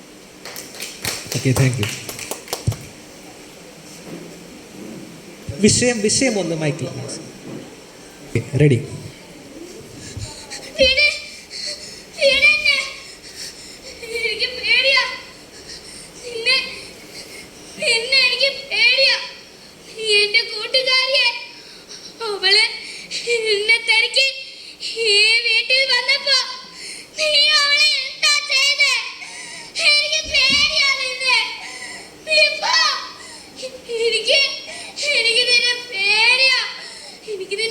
വിശ്വാസമില്ല.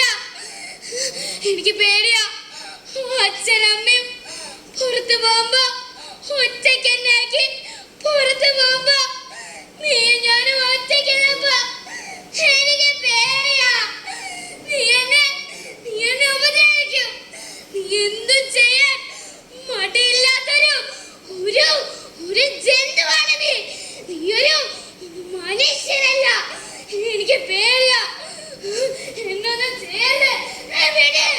എന്നൊന്നും ചെയ്യരുത്. Please please. ഞാനിന്റെ കാലം പിടിക്കാം. എന്നൊന്നും ചെയ്യരുത്.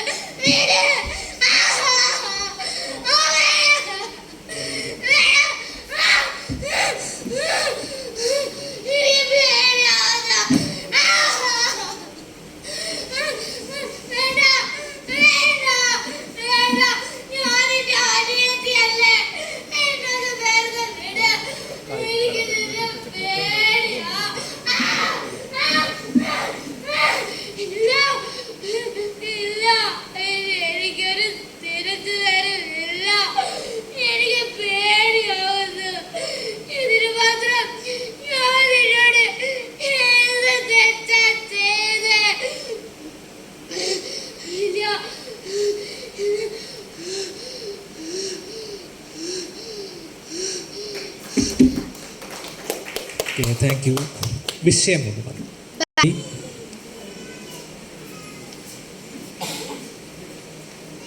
Okay, start.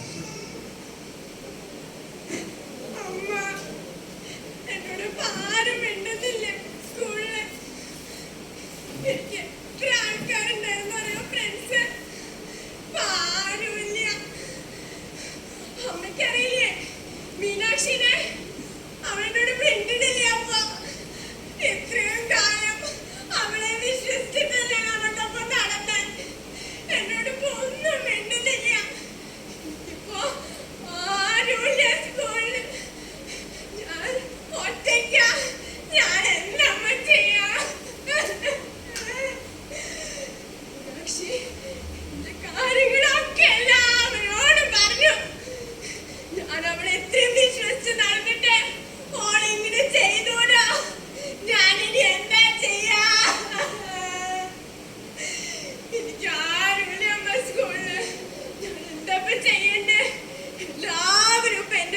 കുറ്റം പറഞ്ഞ് നടക്കുക. ഞാൻ എന്താ ചെയ്യണ്ടേ? ഇത്രയും കാലം എനിക്ക് സ്കൂൾ മൊത്തം ഫ്രണ്ട്സ് ആയിരുന്നു. പെട്ടെന്ന് അവള് കാരണം എന്റെ ഫ്രണ്ട്സ് ഒക്കെ പോയില്ല. ഞാൻ എന്ത് ചെയ്യണ്ടേ? ഞാനിനി ആ സ്കൂളിൽ പോവില്ല. ഇപ്പോഴാണ് എനിക്ക് മനസ്സിലായത്, ഒരാളെ വിശ്വസിക്കാൻ പറ്റില്ല. സൗഹൃദങ്ങളൊക്കെ പോയപ്പോ ഞാൻ എന്ത് ചെയ്യണ്ടേ? ഇപ്പോഴെനിക്ക് മനസ്സിലായത് സൗഹൃദത്തിന്റെ വില. ഞാൻ എനിക്ക് ആരും മിണ്ടാനി അമ്മ. ഞാൻ എന്താ ചെയ്യണ്ടേ?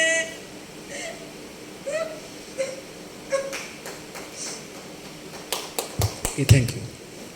വിഷയം സൗഹൃദം. പാടില്ല. എനിക്ക് ഭ്രാന്താന്ന് പറഞ്ഞ് ഇവളുടെ അച്ഛൻ ഇവളിട്ട് പോയി. അന്ന് മുതല് ഞാനും എന്റെ കുഞ്ഞും ഈ പൊട്ടിപ്പൊളിഞ്ഞ വീട്ടില് എങ്ങനെയൊക്കെയോ കൂടി കഴിക്കുക. ഇവിടെ എന്റെ കൊച്ചിന് കുറച്ച് ഭക്ഷണം കൊടുക്കാൻ പോലും എന്റെ കയ്യില് 10 കാശില്ല. എന്നിട്ടും തിണ്ടിട്ടോ കട്ടിട്ടൊക്കെയാ ഞാൻ എന്റെ കുട്ടിക്ക് ഭക്ഷണം കൊടുക്ക. എന്റെ കുട്ടി എന്നും കരയും, അമ്മ എനിക്ക് വിശക്കട്ടെ, എനിക്ക് എന്തെങ്കിലും ഒന്ന് തരുമോ? വിശന്നിട്ട് ഹോട്ടലിൽ കരയമ്മ. പിന്നെ ഇവളുടെ കൂട്ടുകാരൊക്കെ ഒരു ദിവസം വീട്ടിക്ക് വരും. അന്ന് അവളുടെ കൂട്ടുകാരിയുടെ ബർത്ത്ഡേ ആയിരുന്നു. അവരൊക്കെ കൊറേ പുതിയ വസ്ത്രങ്ങളൊക്കെ ധരിക്കുമ്പോ എന്റെ മോള് പറയും, അമ്മ എനിക്ക് അകത്ത് എന്തെങ്കിലും ഒന്ന് മേടിച്ചു തരുമോ? ഞാൻ പറയും മേടിച്ചരാം, കയ്യിൽ എന്തെങ്കിലും ഒരു കാശ് കിട്ടട്ടേന്ന്. എന്റെ മോളെ എന്നും കരയും, രാത്രിയും വൈകിട്ടും എന്നും. എനിക്ക് എന്താ ചെയ്യാൻ പറ്റുക? ഞാൻ അധികം ഒന്നും ചെയ്യില്ല.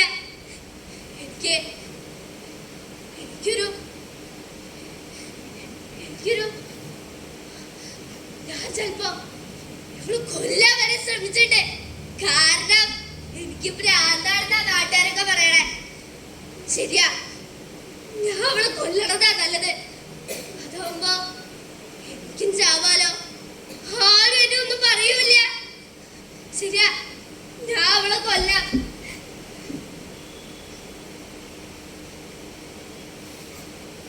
എന്നെ കൊണ്ട് പറ്റില്ല.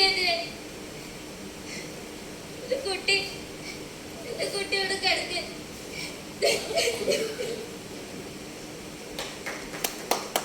Thank you. വിഷയം മാതൃത്വം.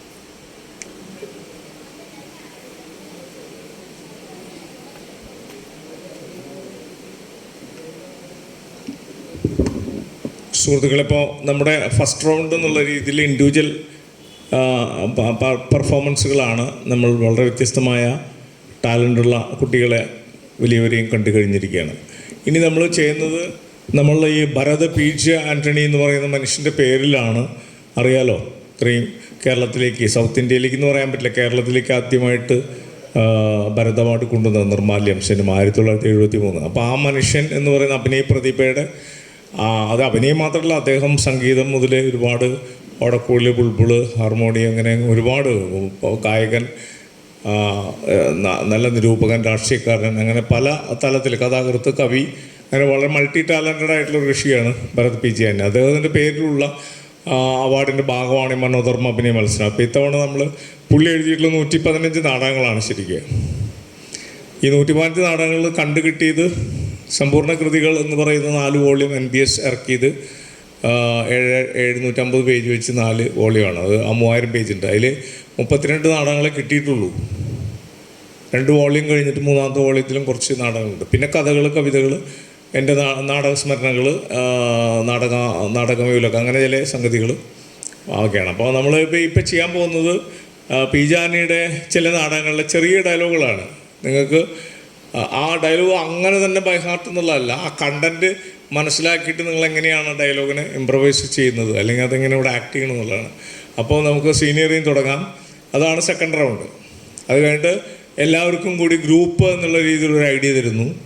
ആ ഗ്രൂപ്പ് വരുമ്പോൾ സീനിയർ ആൻഡ് ജൂനിയറൊക്കെ കൂടി ഡിസ്കസ് ചെയ്തുകൊണ്ട് നമ്മളൊരു പെർഫോമൻസ് ലാസ്റ്റ് ചെയ്യുന്നു. അത് ഒരു എൻസെമ്പിൾ ആക്ടിംഗ് ആണ്, സംഘക്രിയയാണ്. നാടകം എന്ന് പറയുന്നത് സംഘക്രിയയാണ്. അത് ഇത് സോളോ ഉണ്ട് നാടകങ്ങളിൽ. സോളോകളുടെ കാലമാണ്. ഇപ്പോൾ ഇഷ്ടംപോലെ സോളോകളും രണ്ടുപേരുള്ള നാടകങ്ങളൊക്കെ സഞ്ചരിക്കുന്ന കാലമാണ്. അപ്പോൾ നമുക്ക് സെക്കൻഡ് റൗണ്ടിൽ നമുക്ക് ഭരത് PJയുടെ ഞാൻ എഴുതിയെടുത്തതിൽ നാടകത്തിൻ്റെ പേരുണ്ട്, മെയിൽ ആൻഡ് ഫീമെയിൽ സെപ്പറേറ്റ് ഡയലോഗുണ്ട്. അപ്പോൾ ആദ്യം നേരത്തെ വന്ന നമ്പർ പ്രകാരം തന്നെയാണ് ആദ്യം വന്ന ആൾ തന്നെയാണ് ഇവിടെയും ആദ്യം വരുന്നത്. അതിലേക്ക് ആ നമ്പർ മാറുന്നില്ല. അപ്പോൾ സീനിയർ നമുക്ക് സ്റ്റാർട്ട് ചെയ്യാം, വിളിക്കാം. ഇത് മെമ്മറി ടെസ്റ്റ് കൂടിയാണ്. അതായത് എത്ര സ്പീഡിൽ നമ്മൾ ഇപ്പോൾ ഈ പറഞ്ഞ 2 മിനിറ്റ് കൊണ്ട് എങ്ങനെ ഡയലോഗ് ബൈഹാർട്ട് ചെയ്യുന്നു, ഇനി അത് തന്നെ എന്താണ് അതിൻ്റെ എസൻസ് എന്ന് മനസ്സിലാക്കുന്നു, നമ്മൾ പ്രസൻറ്റ് ചെയ്യുമ്പോൾ പോലും ചില വാക്കുകൾ ചിലപ്പോൾ ഇംപ്രവൈസ് ചെയ്യാൻ പറ്റിയേക്കും. നോക്കാം, നമുക്ക് ഡയലോഗ് നോക്കാം. ഈ നാടകമൊന്നും ആരും വായിച്ചിട്ടില്ല എന്നറിയാം, പക്ഷേ അത്യാവശ്യം വൈകാരിക തലമുള്ള ഡയലോഗ്സാണ് എടുത്തിരിക്കുന്നത്. വിളിക്കില്ലേ? ആദ്യത്തെ ആൾ തന്നെ ആദ്യം വിളിച്ചോ. സീനിയർ വിഭാഗം മനസ്സിലാക്കി. നസീർ കാദിയാളം. മെയിലിൻ്റെ കൊടുക്കണം കേട്ടോ. നസീർ കാദിയാളം. മെയിൽ പറയാം. അത് കിട്ടിയ നാടകത്തിൻ്റെ പേരും ഡയലോഗും പറഞ്ഞിട്ട് തുടങ്ങിക്കോ. ഇന്നതാണ് ഇന്ന ആളുടെ ഡയലോഗാന്നുള്ളത്. യെസ്, ഏതാണെങ്കിൽ എടുത്തോ. ഇവിടെ വന്നോ, ഇവിടുന്ന് വന്ന് പറഞ്ഞോട്ടാ. P.Janani ചേട്ടൻ എഴുതിയ നാടകങ്ങളുടെ ഒരു ചരിത്രത്തിലേക്കാണ് നമ്മൾ പോകുന്നത്. ഏത് മുഹൂർത്തത്തിലായിരിക്കാം അദ്ദേഹം എഴുതിയതെന്നുള്ളതല്ല നമ്മുടെ വിഷയം, എന്തെഴുതി എങ്ങനെ അത് പ്രസൻറ്റ് ചെയ്യപ്പെടുന്നു എന്നുള്ളതാണ്. ഭരത് P.Jananiയുടെ ഡയലോഗാണ്, ശ്രദ്ധിക്കുക.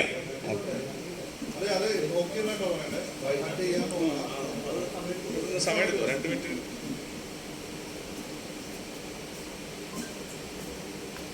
പരീക്ഷയ്ക്ക് പഠിക്കുന്ന പോലെ തന്നെയാണ്.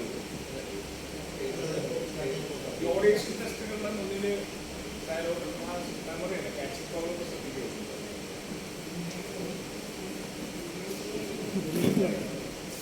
സ്റ്റേജ് ബ്ലാങ്ക് ആവാം.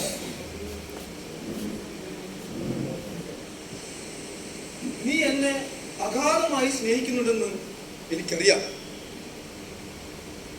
അതെന്നെ സന്തോഷിപ്പിക്കുന്നു. നീ എന്നെ സ്നേഹിക്കുന്നുണ്ടെന്ന് അറിഞ്ഞതിൽ എനിക്ക് വളരെയധികം സന്തോഷമുണ്ട്. നീ എന്നെ സ്നേഹിക്കുന്നു എന്നുവെച്ചാൽ മറ്റൊരാളെ നീ അതേപോലെ സ്നേഹിക്കുന്നില്ല. അത് ഞാൻ സംതൃപ്തനാണ്. എനിക്കും നിന്നോട് അതിനേക്കാളധികം സന്തോഷമുണ്ട്. പക്ഷെ ഒരു കാര്യം നീ ഓർക്കണം, ഒരാളെ സ്നേഹിക്കുന്നു എന്ന് വെച്ച് അയാളെ ഇല്ലാതാക്കുന്ന രീതിയിൽ അയാളെ സ്നേഹിക്കുന്നു. അത് ചിലപ്പോൾ അയാൾക്ക് ശാപമാകും. അത് മറ്റു ചിലപ്പോൾ അയാളുടെ ജീവിതത്തെ തന്നെ ബാധിക്കും. നീ ഒരാളെ സ്നേഹിക്കുന്നത് അല്ലെങ്കിൽ നീ എന്നെ സ്നേഹിക്കുന്നത് നിനക്ക് ഒരാളോട് അല്ലെങ്കിൽ എന്നോട് അല്ലെങ്കിൽ ഏതൊരു വ്യക്തിയോടുള്ള അഗാധമായ സ്നേഹമാണ്. അയാളുടെ നന്മയും നല്ലതുമാണ് നീ ആഗ്രഹിക്കുന്നത്. പക്ഷേ നിന്റെ ആ സ്നേഹം കൊണ്ട് ഒരിക്കലും അയാൾക്ക് ഒരു പരാജയം ഉണ്ടാകാൻ പാടില്ല. നീ അയാളെ സ്നേഹിക്കുന്നത് അയാളെ നന്മക്ക് വേണ്ടിയാണെങ്കിൽ ആ രീതിയിൽ തന്നെയാണ് സ്നേഹിക്കേണ്ടത്. അല്ലാതെ ഒരിക്കലും അയാളെ പരാജയപ്പെടുത്താനോ അയാളുടെ ജീവിതം അധപ്പതിപ്പിക്കാനോ ഒരിക്കലും കാരണമാകരുത്. Thank U.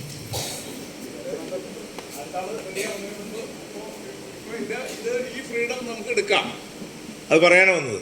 നമ്മളതിൽ എഴുതപ്പെട്ട ഡയലോഗ് ബൈഹാർട്ട് ചെയ്യുന്നതല്ല, പക്ഷെ ആ കണ്ടന്റുമ്പോൾ കോൺസെൻട്രേറ്റ് ചെയ്തുകൊണ്ട് നമ്മുടേതായിട്ടുള്ള ചില സംഗതികൾ. ആന്റണി ചേട്ടൻ എഴുതിയ ഡയലോഗിന് പുറത്തേക്ക് ഈ ആക്ടറുടെ കോൺട്രിബ്യൂഷൻ വരികയാണ്. നിവൃത്തിയില്ല, കാരണം ചില ഡയലോഗ് ബൈഹാർട്ട് ചെയ്യുക എന്നുള്ളത് മാത്രമല്ലല്ലോ. പക്ഷേ ആ കണ്ടന്റ് എസൻസിൽ നിന്ന് പോകാതെ ചില സംഗതികൾ ആൾ ആഡ് ചെയ്തു. അപ്പോൾ അങ്ങനെയും വേണമെങ്കിൽ പ്രയോഗിക്കാം, നോക്കാം. അതൊരു ഒരു പ്രത്യേക ഒരു കോഴ്സാണത്. അടുത്ത ആൾക്ക് വരാം. ഓക്കെ, വേദിയിൽ ബിന്ദു ചന്ദ്ര. ഒന്ന് വായിച്ചു, ആ ഡയലോഗ് വായിച്ച എന്താണ് എഴുതപ്പെട്ടതെന്ന് ജനങ്ങൾ അറിയില്ല. അല്ലെങ്കിൽ നിങ്ങൾ പറയുന്നത് മുഴുവൻ P.Janani ചേട്ടൻ എഴുതിയതാണെന്ന് വിചാരിക്കും. കൃത്യം ഡയലോഗ് ഒന്ന് വായിച്ചു, എന്നിട്ട് നിങ്ങൾ ആ കുറിപ്പ് മാറ്റിയിട്ട് ആക്ട് ചെയ്തോ.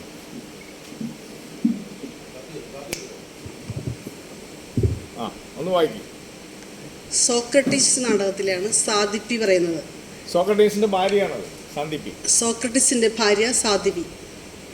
ഇയാൾക്ക് ഹൃദയവുമില്ല, ബുദ്ധിയുമില്ല, വെറും കഴുതയാണ്, മരക്കഴുത. ഹൃദയമുണ്ടായിരുന്നെങ്കിൽ വീട്ടിലുള്ളവരിങ്ങനെ വലയാൻ ഈ മനുഷ്യൻ ഇടവരുത്തുമായിരുന്നു. ഒരു പിടി ബാർലിയോ ഒരു കഷ്ണം റൊട്ടിയോ ആകാനുള്ള വകയെങ്കിലും ഉണ്ടാക്കിക്കൂടെ? ഇയാൾക്ക് കല്ലിൽ കൊത്തുപണി ചെയ്യാൻ നന്നായിട്ടറിയാലോ, അത് ചെയ്തൂടെ? വയസ്സ് 70 കഴിഞ്ഞെങ്കിലും ആരോഗ്യത്തിന് കോട്ടമൊന്നുമില്ലല്ലോ. ഇളയ കുഞ്ഞുങ്ങൾ രണ്ടും സുഖമില്ലാതെ കിടക്കുകയാണ്. അതുങ്ങളെ ഒന്ന് നോക്കാൻ പോലും ഇയാൾക്ക് സമയമില്ല.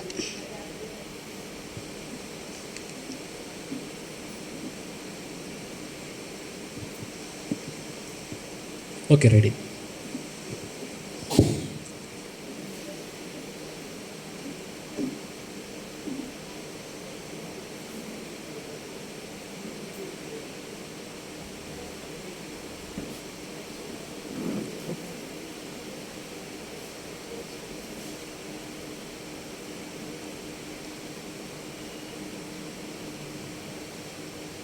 ഇയാളൊരു കഴുതയാണ്, മരക്കഴുത. എന്തെങ്കിലും ജോലിക്ക് പോയിക്കൂടെ? കുടുംബം പട്ടിണിയാണ്. ഒന്നുമില്ലെങ്കിലും കുറച്ച് ബാർലി, ഒരു പിടി ബാർലി അല്ലെങ്കിൽ ഒരു കഷ്ണം റൊട്ടിയെങ്കിലും നിങ്ങൾക്ക് സമ്പാദിച്ചുകൂടെ? ഇളയ കുഞ്ഞുങ്ങൾ രണ്ടും രോഗമായി കിടപ്പിലാണ്. നന്നായി കൊത്തുപണി ചെയ്യാൻ അറിയാലോ കല്ലിൽ, അതെങ്കിലും ചെയ്തുകൂടെ? വയസ്സ് 70 കഴിഞ്ഞില്ലെങ്കിലും നല്ല ആരോഗ്യമുണ്ടല്ലോ. കുടുംബത്തിലുള്ളവരെ ഇങ്ങനെ പട്ടിണി കിടക്കാൻ നിങ്ങൾ വിട്ടുകൊടുക്കരുത്.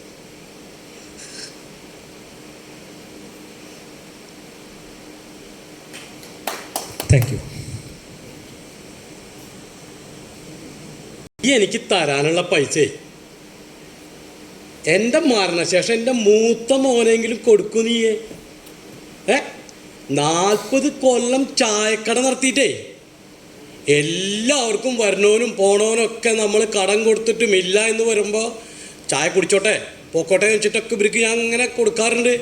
നമ്മൾ മനസാക്ഷി വെച്ചിട്ട് ഇത് കൊടുത്തതാ പൈസയാണ് ഇപ്പോൾ ഈ ചോദിക്കുന്നത്. നീ എൻ്റെ മരണശേഷം കൂടി എൻ്റെ മോനത് കൊടുക്കുമോ?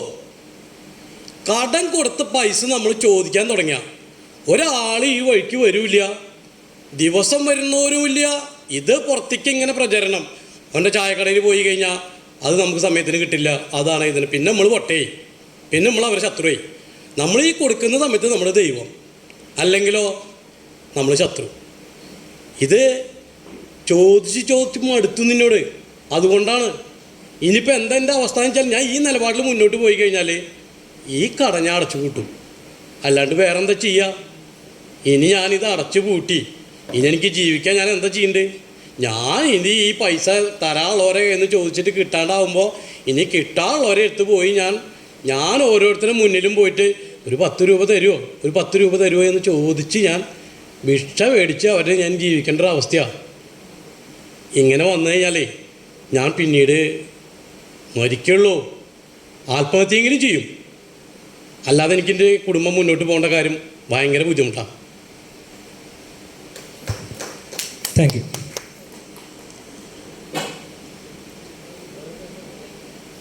പാർട്ടി കാർഡ് പാപ്പച്ചൻ ഘോഷയാത്ര അവിടെ ചെന്നതിന് ശേഷം പിന്നെയും ഒരു ഒത്തുതീർപ്പ് സംഭാഷണമുണ്ടായി.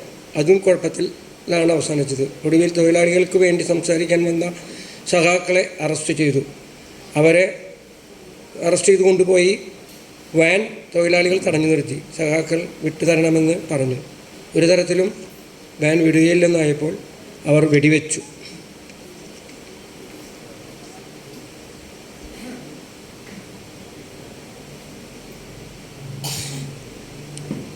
റെഡി.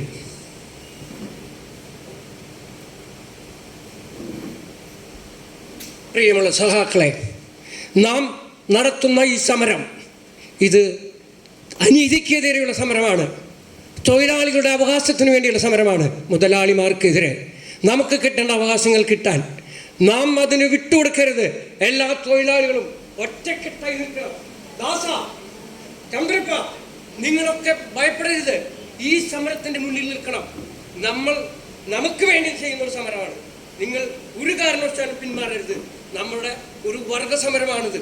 നമ്മുടെ കുട്ടികളുണ്ട്, നമ്മുടെ മാതാപിതാക്കളുണ്ട്. അവർക്കൊക്കെ വേണ്ടി ഇനിയുള്ള മോചനത്തിന് വേണ്ടിയുള്ള സമരമാണ്. നിങ്ങൾ ധൈര്യമായിട്ട് ഈ തൊഴിലാളി വർഗം മുതലാളിക്കെതിരെ സമരം ചെയ്യണം. ഒറ്റക്കെട്ടായി മുന്നോട്ട് പോകണം. ദാ പോലീസ് വണ്ടി വരുന്നു. നിങ്ങൾ ധൈര്യമായിട്ട് നിൽക്കൂ. അവരുടെ അറസ്റ്റ് ചെയ്യട്ടെ. എന്താ, ഞങ്ങൾ വിട്ടുതരില്ല. ഞങ്ങളുടെ അവകാശങ്ങൾ തന്നെ ഞങ്ങൾ ഈ സമരം അവസാനിപ്പിക്കുള്ളൂ. ഒരു കാരണവശാലും ഇല്ല. എല്ലാ തൊഴിലാളികളും ഒറ്റക്കെട്ടായി നിൽക്കൂ. എല്ലാവരും വരൂ.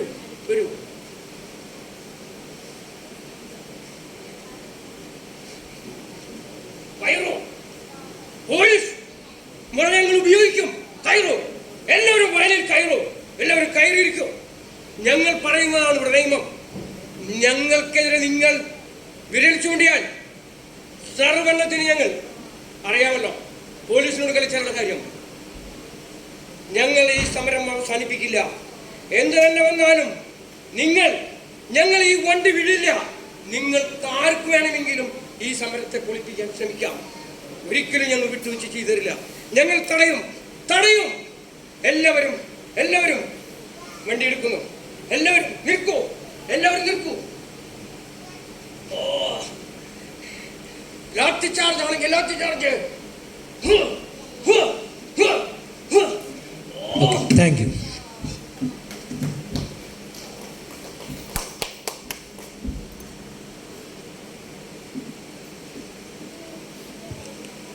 റെഡി. എങ്ങനെയിരിക്കും അതൊക്കെ നമുക്കറിയാമല്ലേ. ഞങ്ങൾ അങ്ങോട്ട് വന്ന് പെണ്ണാലോചിച്ചത് ഇതൊക്കെ ശരിക്കും ആലോചിച്ചിട്ട് തന്നെയാണ്. നിങ്ങളുടെ കുടുംബത്തിൻ്റെ നിലയും വിലയും നല്ലതുപോലെ ഞങ്ങൾ അന്വേഷിച്ചറിഞ്ഞതാണ്. ഞാനും ആങ്ങളെയും കൂടി വെറുതെയാണോ അവിടെ വന്ന് അന്വേഷിച്ചതെന്നാണോ നിങ്ങൾ വിചാരിക്കുന്നത്? വാ, നമുക്ക് അപ്പുറത്തേക്ക് പോയിരുന്ന് സംസാരിക്കാം.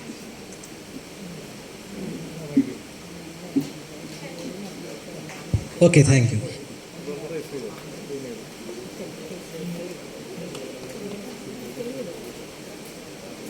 ഒരാളല്ലേ ഉള്ളൂ?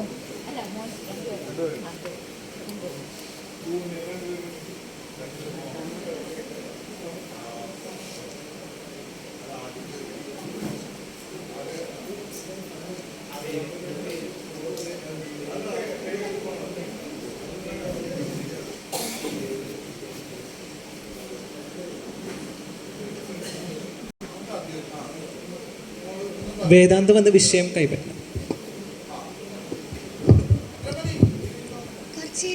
അത് ചെയ്തോ, അതെല്ലാം നോക്കാൻ നിൽക്കണ്ട, അങ്ങോട്ട് ചെയ്തോ.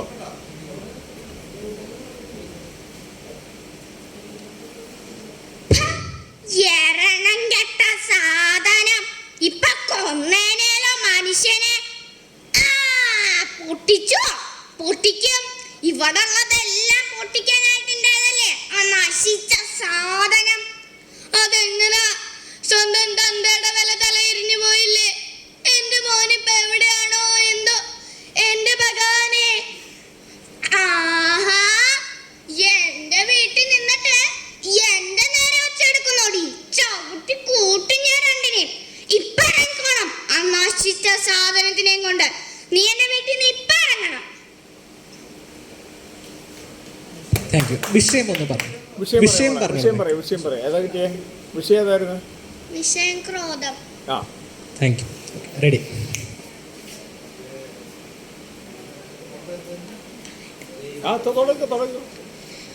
എന്നെ കൊണ്ടുപോവാൻ ആ ആംബുലൻസ് ഡ്രൈവർ മാത്രമേ ഉണ്ടായിരുന്നുള്ളൂ. ആ നടുറോട്ടിൽ ഞാൻ ചത്തു വീഴുമ്പോൾ ആംബുലൻസ് ഡ്രൈവർ എന്നെ കൂടെ ആശുപത്രിയിൽ കൊണ്ടുപോയി. പണം കിട്ടില്ല എന്ന ഒറ്റ കാരണം കൊണ്ട് അവിടെ നിന്നെല്ലാം എന്നെ പുറത്താക്കി.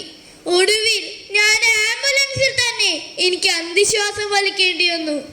എനിക്ക് വേണ്ടി ഒരിറ്റ് കണ്ണീർ പൊഴിക്കാനായി ആ നല്ലവനായ മനുഷ്യൻ മാത്രമേ ഉണ്ടായിരുന്നുള്ളൂ. ഭയം. Thank you.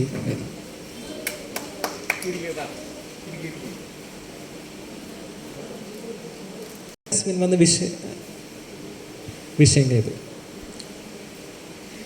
ഞാൻ ആകാശഗംഗയിൽ കുളിച്ചുകൊണ്ടിരിക്കുകയായിരുന്നു. അപ്പോ ഒരു യുദ്ധം വന്നു. അങ്ങനെ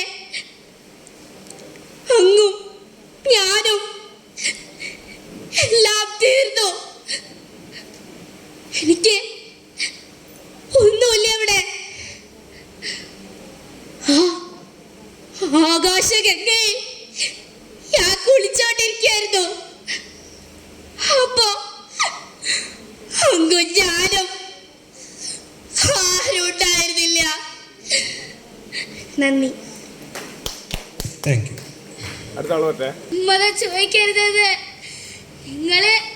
നിങ്ങളെ ജീവിച്ചിരുന്ന കാലം പോലും എനിക്ക് സമാധാനം കിട്ടിയിട്ടില്ല. ഇപ്പോഴുമില്ല ആ സമാധാനം. നിങ്ങൾ പറഞ്ഞിട്ടില്ലേ ഇവന്മാരോടൊന്നും സമ്മതം ചോദിക്കരുത്, ഇവന്മാരൊന്നും ഒരിക്കലും നന്നാവില്ലാതെ. എന്നിട്ട് നിങ്ങളിങ്ങനെ കരുതോ എന്നെ ഇങ്ങനെ എന്തിനാ നിങ്ങളിങ്ങനെ ബുദ്ധിമുട്ടിക്കണേ? Thank you. നിങ്ങൾ അച്ഛനും മോനും ഇങ്ങനെ വന്ന് കിടന്നോളും. ഞാനാണ് ഇവിടുത്തെ ജോലിയൊക്കെ ചെയ്ത് കൂട്ടുന്നത്. അതെങ്ങനെയാണെന്ന് അറിയാം നിങ്ങൾക്ക്? കണ്ണി കണ്ട ചപ്പലും ചവറൊക്കെ കുത്തി പണിയുന്നത് എന്നെ വേണം നിങ്ങൾ പറയാൻ. നിങ്ങൾക്ക് ഇതൊക്കെ ചെയ്തു തരണേ. Thank you.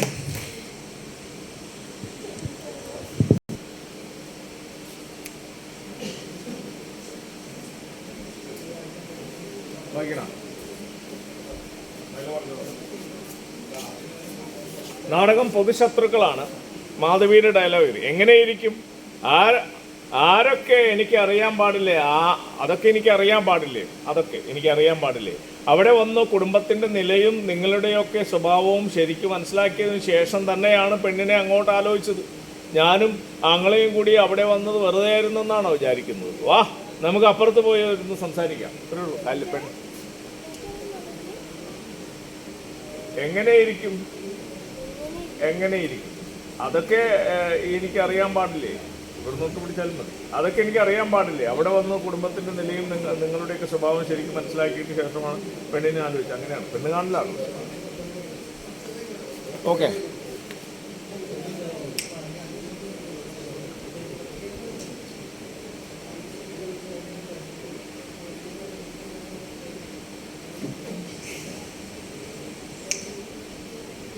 റെഡി. അതൊക്കെ എനിക്കറിയാൻ പാടില്ലേ? ഞാനും എൻ്റെ ആങ്ങളെയും കൂടിയിട്ടല്ലേ അവിടെ വന്നിട്ട് പെണ്ണിനെ ആലോചിച്ചത്. അവരുടെ നിലയും വിലയും ഒക്കെ ഞാൻ നോക്കിയിട്ട് തന്നെയാ പെണ്ണിനെ ആലോചിച്ചത്. പിന്നെന്താവും ഇങ്ങനെ? വാ, നമുക്ക് അപ്പുറത്ത് പോയിരുന്ന് സംസാരിക്കാം. വായോ. Thank you. Thank you.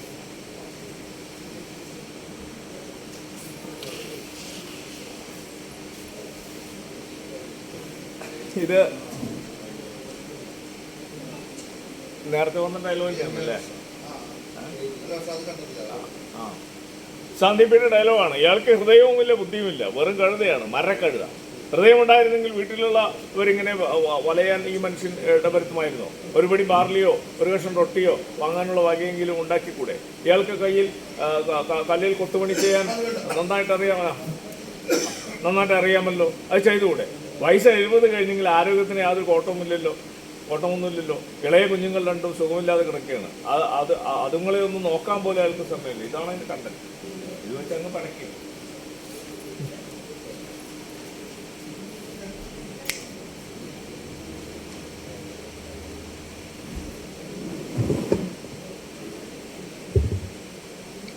Ready.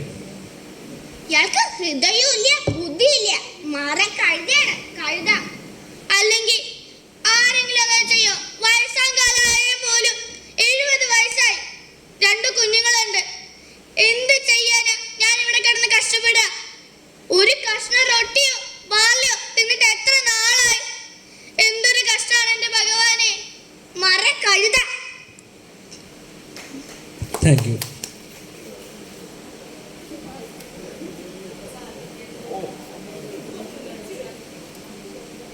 ചക്രായുധം നാടകത്തിലെ മഹാകവിയുടെ ഡയലോഗാണ്. ചങ്ങമ്പുഴേനെ മനസ്സിൽ വെച്ചുകൊണ്ടാണ് ചക്രായുധം വായിക്കാത്തവർ വായിക്കണം നല്ലതാണ്. സ്റ്റേജിൽ ഒരുപാട് എക്സ്പെരിമെൻറ്റ്സ് സാധ്യമായ ഗംഭീരമായൊരു നാടകമാണ്. ഞാൻ വേറെ ചില അനുസ്മരണങ്ങൾ പറഞ്ഞിരുന്നു. അത് ശവക്കല്ലറ ബേസ് ചെയ്ത് അവിടെ തുടങ്ങി. അവിടുന്ന് ക്യാമറ യൂണിറ്റ്, സംവിധായകൻ, പ്രൊഡ്യൂസർ, ഇങ്ങനെ ഭയങ്കര ഭീകരമായ രംഗസാധ്യതയാണ്. പിജാനി ചേട്ടനാണ് അതിൽ കവിയായിട്ട് ആക്ട് ചെയ്തിരുന്നത്. അപ്പോൾ നമ്മൾ ഈ സറിയലിസ്റ്റിക് രംഗഭാഷ എന്ന് പറയുന്നത് അതിൻ്റെ കൂടെയുള്ള ആക്ഷേപഹാസ്യം, കേരളത്തിൽ ഇത്രയും ശക്തമായ ആക്ഷേപഹാസ്യം എഴുതുന്ന ഒരു മനുഷ്യനില്ല. അത്രയധികം വിറ്റ് ഓറിയൻറ്റഡ് ആണ് പുള്ളിയുടെ ഡയലോഗ്, സാമൂഹ്യ വിമർശനങ്ങളാണ്. പിന്നെ എൻ പിള്ള ചേട്ടനാണ് ആ കാര്യത്തിൽ ഗംഭീരനാണ്. അപ്പോൾ ഇവിടെ നമുക്ക് നോക്കാം. മഹാകവി, ഞാൻ നിന്നെ മാത്രം നോക്കിക്കൊണ്ട് നിന്നൊരു നിമിഷമുണ്ട്, അപ്പോൾ നീ എല്ലാം മറന്ന് ഭൂമിയുടെ ഉദയവും നോക്കിക്കൊണ്ട് നിൽക്കുകയായിരുന്നു. ആദ്യന്തരഹിതമായ ആ നിമിഷത്തിൽ മറ്റനേക ആയിരം കോടി ഗോളങ്ങളും ഉദിക്കുകയും അസ്തമിക്കുകയും ചെയ്തുകൊണ്ടിരിക്കും. അപ്പോൾ നീ അറിയാത്ത ഒരു പ്രാണൻ ഒരു പാട്ട് പാടി, അത് ഞാൻ നിന്റെ എൻ്റെ പ്രാണനിലേക്ക് പകർന്നു. ഇത് മോൻ എന്താ മനസ്സിലാക്കി അങ്ങനെ തന്നെ കാര്യം. ഓക്കെ, ജൂനിയർ വിഭാഗം അവസാന മത്സരാർത്ഥി വേദാന്ത് കൃഷ്ണ. Okay, ready. ഞാൻ നിന്നെ മാത്രം നോക്കിക്കൊണ്ടിരുന്ന ഒരു നിമിഷമുണ്ടായിരുന്നു. ആ സമയം നീ ഉദയസൂര്യനെ നോക്കിയിരിക്കുകയായിരുന്നു. നമ്മൾ രണ്ടും ഒരുമിച്ചാണെങ്കിൽ നമുക്ക് എന്ത് സന്തോഷമായിരുന്നു.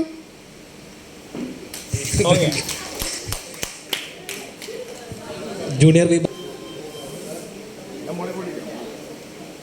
അപ്പോൾ ഇനി നമ്മൾ വളരെ ഒരു എൻസംബിൾ ആക്ടിംഗ് എന്നുള്ള രീതിയിലാണ് ഈ സംഘക്രിയ എന്നുള്ള രീതിയിൽ ഇപ്പോൾ പങ്കെടുക്കുന്ന ജൂനിയർ ആൻഡ് സീനിയർ എല്ലാവരും കൂടിയിട്ട് ഒരു വിഷയത്തെ സമീപിക്കുകയാണ്.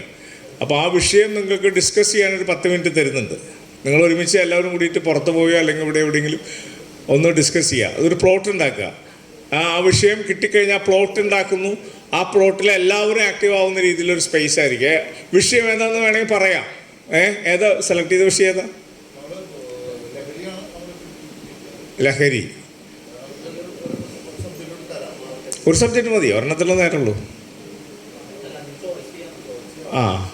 അല്ല, ടോസില്ലല്ലോ, നമ്മളൊരു വിഷയം കൊടുക്കുകയാണ്. നമ്മൾ ഇത് മതി, ഉത്സവം അങ്ങനെ എന്തെങ്കിലും. മാർക്കറ്റ്. നമ്മൾ മാർക്കറ്റ് എന്നുള്ളൊരു വിഷയമാണ്. അപ്പോൾ ഒന്ന് ചർച്ച ചെയ്തു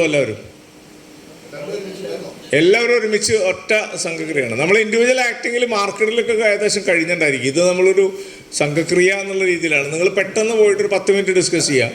5 മിനിറ്റ് പെർഫോം ചെയ്യുന്ന രീതിയിൽ മതി. എല്ലാവർക്കും ഇതിൽ പങ്കെടുക്കാവുന്ന രീതിയിൽ അപ്പോൾ നമ്മൾ ഈ നാടകത്തിൻ്റെ ഇതെന്ന് വെച്ചാൽ അറിയാലോ, ഒരു കോൺഫ്ലിക്റ്റ്, ഒരു മാർക്കറ്റ് ഡോക്യുമെൻ്റ് ചെയ്യുന്നതിൻ്റെ കൂടെ ഒരു സംഭവം ഉണ്ടാവണം. ബിന്ദു ഒന്ന് ശ്രദ്ധിക്കണം. നമ്മൾ ഡോക്യുമെൻ്റ് ചെയ്യൽ മാത്രമല്ല, ഒരു കോൺഫ്ലിക്റ്റ് ഉണ്ടാകുമ്പോഴാണ് നാടകമാവുള്ളൂ. ഒരു ഇഷ്യൂ ഉണ്ടാവണം, അവിടെ ഒരു വിഷയം ഉണ്ടാവണം. ആ വിഷയം എങ്ങനെ എല്ലാവരും കൂടി അതിജീവിക്കുന്നു, അങ്ങനെ മനസ്സിൽ വെച്ചുകൊണ്ട് നിങ്ങൾ ഡെവലപ്പ് ചെയ്യും. പെട്ടെന്നൊന്ന് ഡിസ്കസ് ചെയ്തു. എല്ലാവരും പുറത്തേക്ക് പോകും. കാണികൾക്ക് ഇതുവരെ കണ്ടതിനെ കുറിച്ച് പറയാനുള്ള ഒരു ചാൻസാണ് 10 മിനിറ്റ്. വെറുതെ നിൽക്കണ്ട. അല്ല, ഇപ്പം കണ്ട സിംഗിൾ ആക്ടിങ്ങിനെ കുറിച്ച് നിങ്ങൾ പൊക്കോ, നിങ്ങൾ ഡിസ്കസ് വരും. മതിയാ? അല്ല, എല്ലാം കഴിഞ്ഞ് സമയം ഉണ്ടാവില്ല. അല്ല, അവർക്കുള്ള അഭിപ്രായങ്ങൾ പറഞ്ഞോട്ടെ. ലൈവ് കട്ടാൻ വേണ്ടി വരും. അതല്ല, അങ്ങനെ പ്രശ്നമുണ്ട്. ലൈവ് കട്ടായേണ്ടി വരും. ലൈവ് മുറിഞ്ഞു പോകും. വെറുതെ ആവശ്യം. സെക്കൻഡ് ലൈവ് ആക്കാം. വേണ്ട. അപ്പോൾ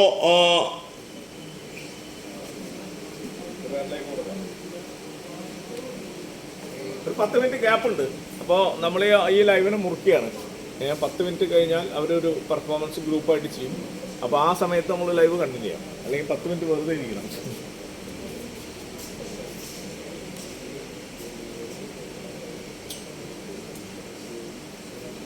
നമ്മുടെ ജഡ്ജിമാൻ പാനൽ എന്ന് പറയുന്നത് ഇവരാണ്. ഉണ്ണി സത്താറുണ്ട്, പ്രസാദ് കിഴക്കൂട്ട്, പിന്നെ കോർഡിനേറ്ററായിട്ട് സൂരജ് രാജനുണ്ട്, തിയോ ഉണ്ട്.